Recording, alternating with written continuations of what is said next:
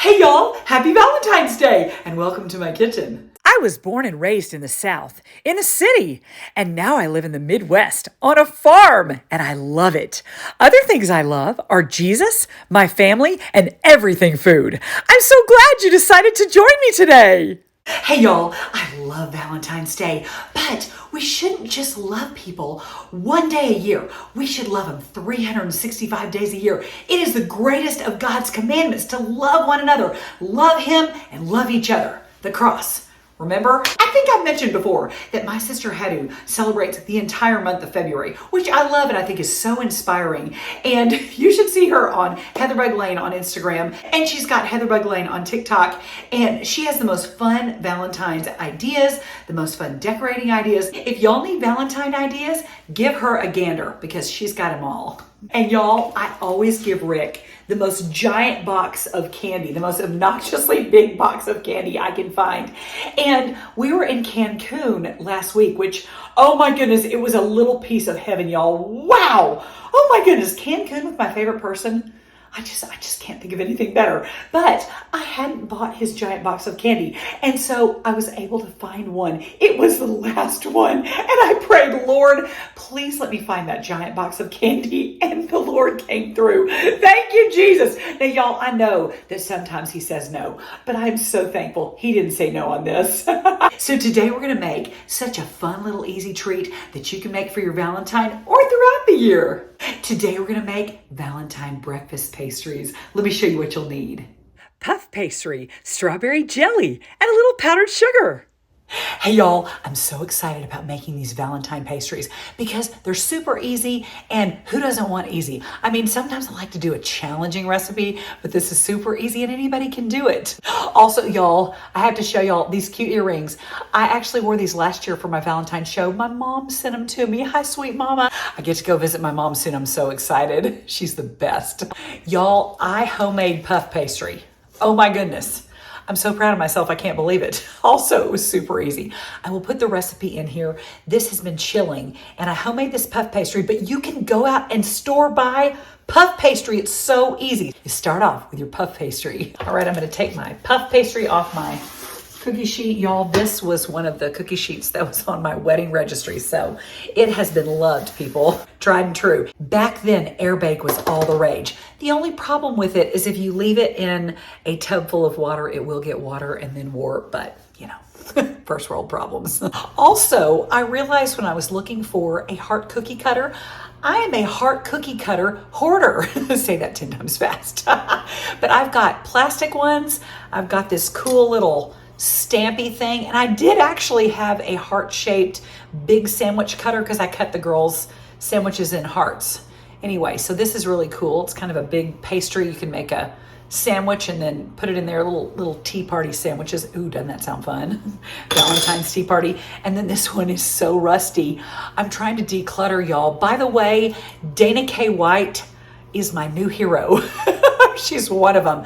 But she has books out, and I listen to her on YouTube while I'm decluttering, and she has resonated with me more than anybody else with decluttering, more than all the experts out there, because a lot of times the experts will have you take everything out and you've got this big pile, and then by the time you've got the pile, you're like, oh wow, I have a big pile and I'm too tired to do anything with that. But Dana K. White does the no mess declutter, and you will have to look her up because, in fact, I took my little grandbaby Rainy Roo to get new shoes today, and I ended up talking to the two sales ladies about Dana K. White, and anyway, they're sold.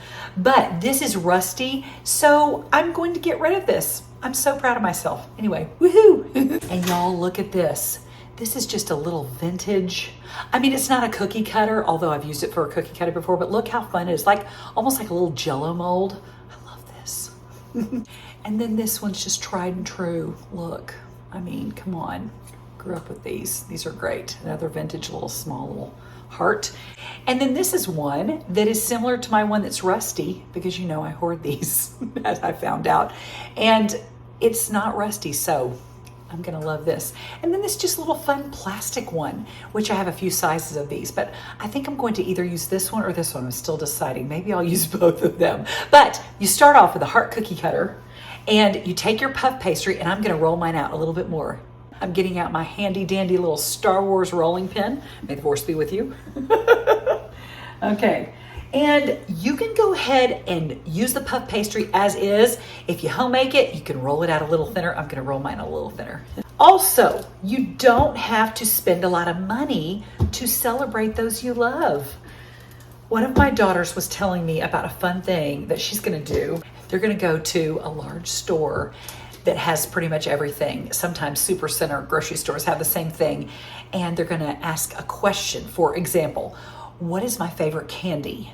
And so he goes off in one direction and she goes off in the other direction, and they find each other's favorite candy, and they come back and they show each other. They don't even have to buy it. I mean, I had a professor at John Brown, Dr. Bala, and he was an economics professor, and he said that he and his wife were so poor when they first got married that on occasions like Valentine's Day, anniversaries and things, they would go to the Hallmark store, go to the card store, and pick out cards for each other. And they would pick it out and hand it to his or her spouse, and they would read it, and it was so wonderful. Then they'd put it back.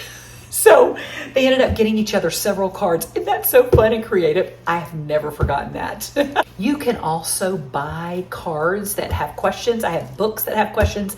Also, again, for free and no clutter, look them online, all the questions you can ask, and it's so much fun. Rick and I do this a lot. It's great. I think I'm ready for my cookie cutters. I can't decide which one I want to use, so I'm going to use both, because why do you have to choose? You don't. So the first one I'm going to use is a serrated cookie cutter. Here we go. Put this down. Rainey says, my hands are full.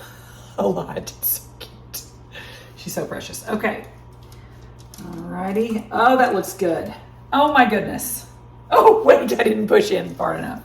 Okay, y'all, you got to push hard. Put some muscle into it. Woo. I see where mine's kind of bent. Oh, that's satisfying. Look how cute. Onto the cookie sheet. Now this one. Actually, I think I like the serrated edge more, so I'm going to do the rest with the serrated edge. This smells so buttery, y'all. Oh my goodness.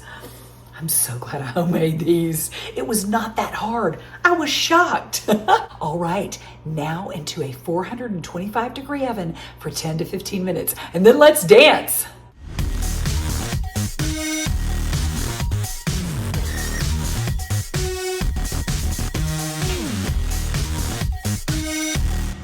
They're out. Now I'm gonna let them cool just a little bit. Then I'm just gonna take some strawberry jelly, and I'm just gonna put some on the top. You can use raspberry, cherry, anything you love that's red or pink. Then I'm just gonna sprinkle the tiniest bit of powdered sugar.